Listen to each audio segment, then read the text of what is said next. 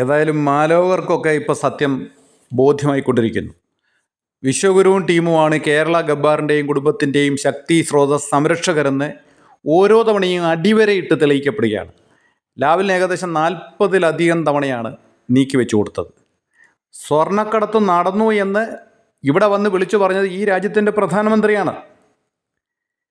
കരുവന്നൂർ കൊള്ള നടത്തിയവരെല്ലാം നിർബാധം പുറത്തു വിഹരിക്കുന്നു. ശബരിമലയിൽ കിലോ കണക്കിന് സ്വർണ്ണമാണ് ചെമ്പായത്. ഇതെന്താ കച്ചവടം, കൂട്ടുകച്ചവടം വല്ലതും ആണോ? തീട്ടത്തിൽ കുളിച്ച് നിൽക്കുന്നവനെ ആര് ചാരാൻ ശ്രമിച്ചാലും ആ ചാരാൻ പോകുന്നവനും നാറും. അപ്പം ഇതേ രീതിയിൽ അമേദ്യത്തിൽ മുങ്ങിക്കുളിച്ചവരെ ഈ BJP സംരക്ഷിക്കാൻ ശ്രമിച്ചാൽ വളരുന്നത് പടവലങ്ങ പോലെയായിരിക്കും. പച്ചവെള്ളം കേരളത്തിൽ വിൽക്കില്ല.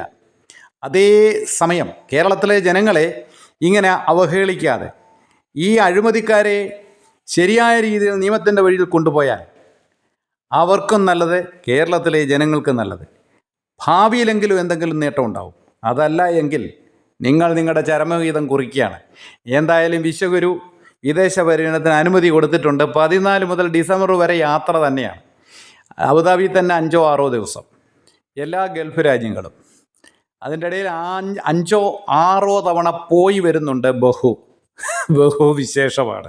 കാരണം 6-7 മാസത്തിനുള്ളിൽ പരമാവധി യാത്ര ചെയ്യുക, സന്തോഷിക്കുക. ലാൽ സലാം.